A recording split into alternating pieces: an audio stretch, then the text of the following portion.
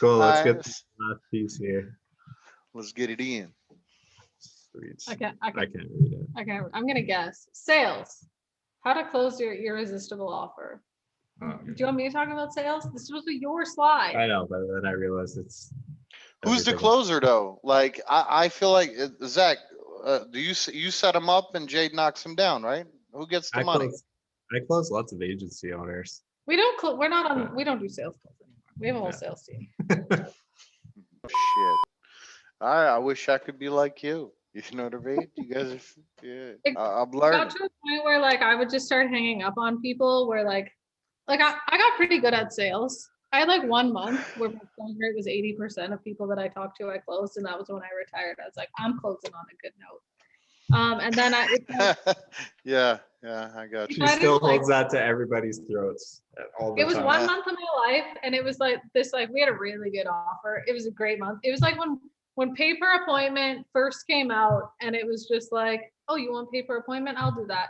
And it was like if I was getting on the phone and I didn't hang up on them or start swearing at them, I was closing them.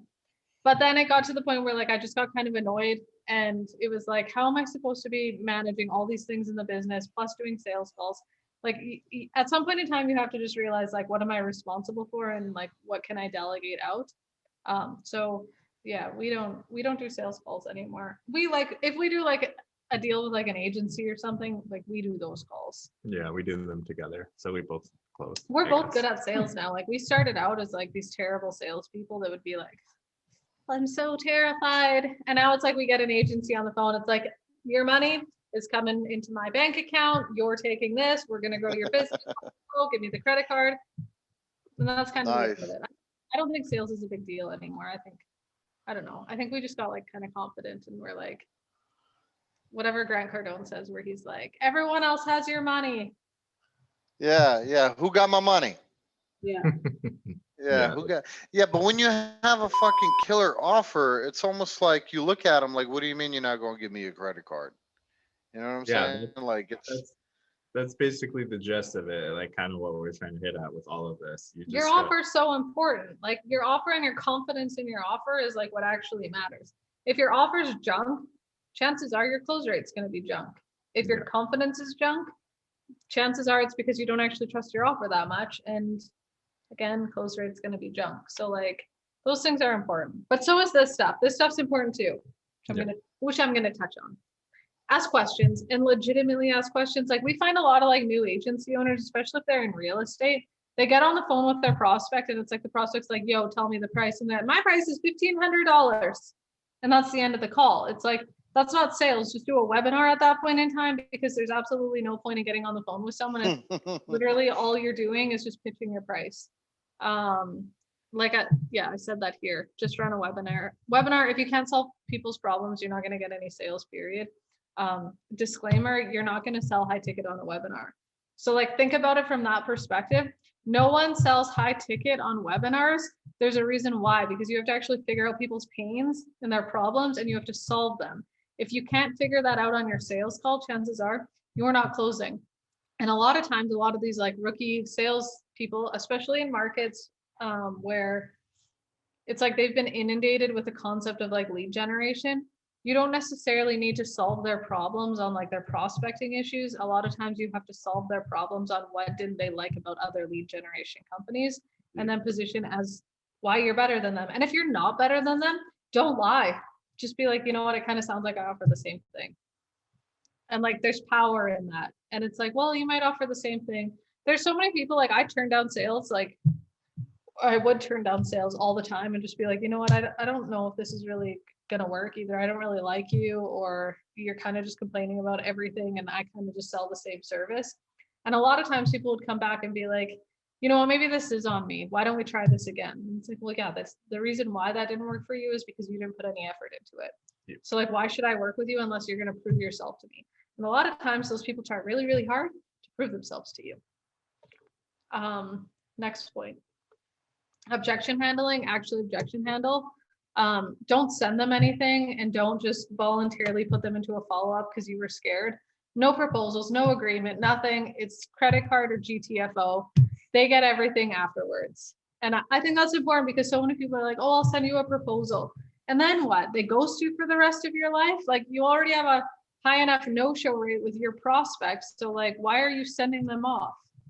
Yeah, we kind of have like a sales company policy that we only pay commissions basically if you close the deal within 5 days of originally talking to them. And that's just to incentivize our sales team to like get the deals done within 5 days. Because if it goes longer than 5 days, our odds are they're signing with another company. Very rarely do we sign a deal where it's like time kills deals. Yeah, like 40 or 60 days out. Because then it's like, oh, well, I might as well just downsell them something else. I might as well just pitch them on like a course or something that is going to be cheaper because why aren't they closing today?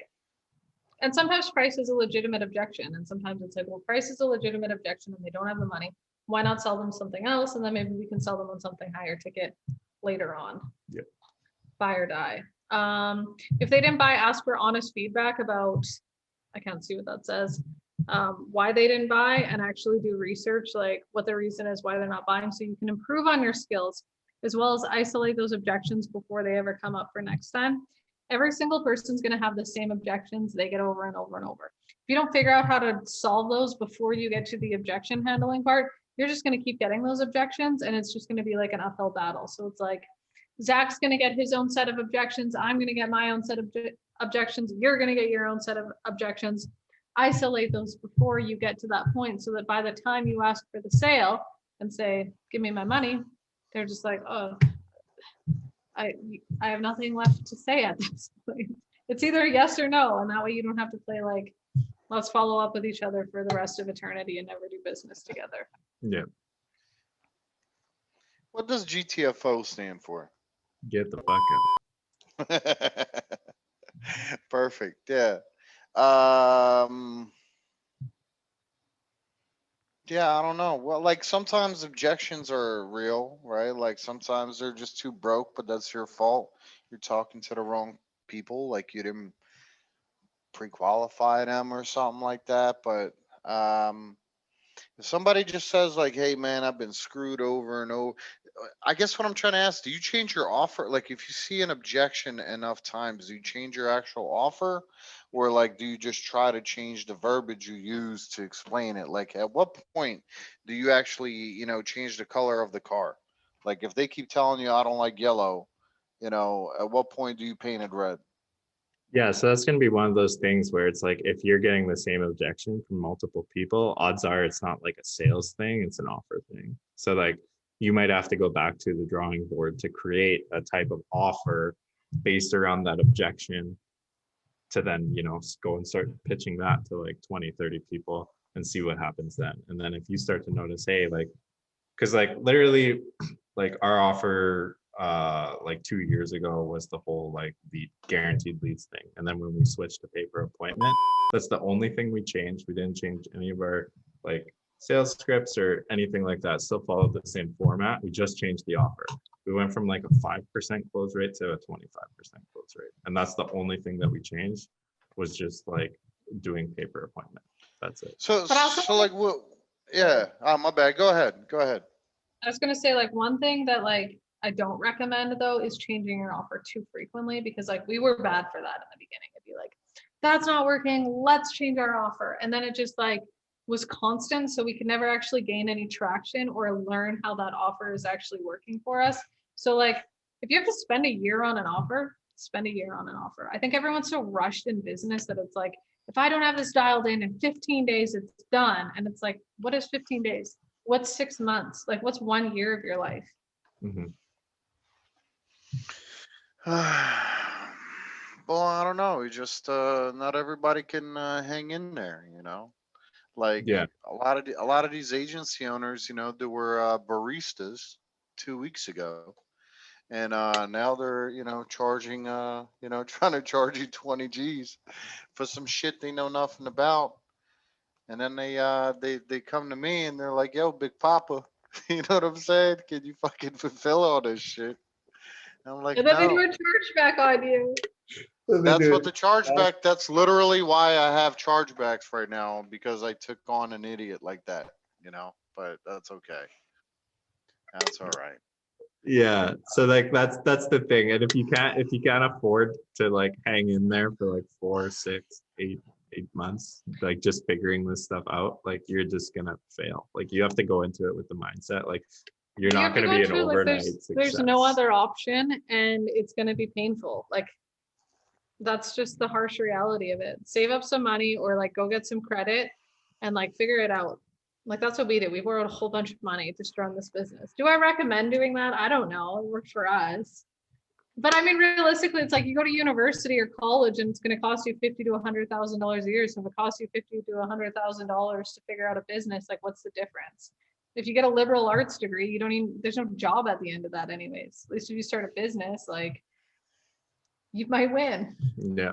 Bro, thank God for American Express. I'm telling you, like that shit has saved me so many times because like we took dips, went from X to 0. Payroll don't stop. You know what I'm saying? Like payroll never stops. When you Oh, have people that depend on you, it is what it is. Um, like when you guys crashed, I think I asked you this the first time I spoke with you, Jade.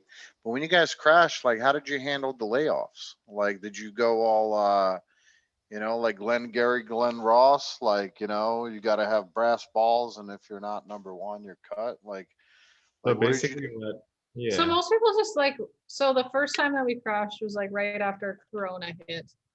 Yeah. And most people just quit. Most people were just like, I'm scared. I got to go do something else. Like, I'm freaked out right now. And then some of our employees, it was like, I realize you're not doing anything, but we're going to keep paying you. Like, we had two really good, like, ride or die employees at the time. And it was just like, we'll figure it out. We're going to keep paying you. And then other ones just kind of dropped off. And then, I don't know, we pretty much always keep our employees. Most of our team we've had for like 2 years now. 2 years. Yeah, since we started hiring. Like all Yeah. our ISAs and stuff have been with us for like a year and a half now, full time. Are all your people still from the Philippines or like South America? Where do you guys go? Yeah, we go Mexico for ISA staff and then Philippines for like back end systems and managing that because we find they We have understand people from technology. all over. Like we have people in Pakistan and the Philippines and Mexico Yeah. and Argentina and Israel. Like Yeah, that's Israel. if you have a skill set, Okay. I don't care where you are. yeah, Yeah. yeah. And a lot of Nice. times it's not about the wages. Like if someone's a hard worker, I don't care what it costs. The problem with most Americans and Canadians is that they're lazy and they always want more for less. And like I find that overseas you get a harder You, worker. yeah. Yeah, you get bigger bang for your buck, you know, Exactly. Yeah. where you go. Um, Especially like in my wife's country, like we're going there for 3 months, and when we come back after like a month or whatever, we're going 3 months to Belarus, and like like a doctor, right, like a dentist, $500 a month. That's what he makes. And It's crazy. then you have a junior .NET developer, like some 18, 19-year-old kid, they make $1,500. So it's like it's crazy, man. But the right skill, you got to have the right skills to pay the bills. You know what I mean? Like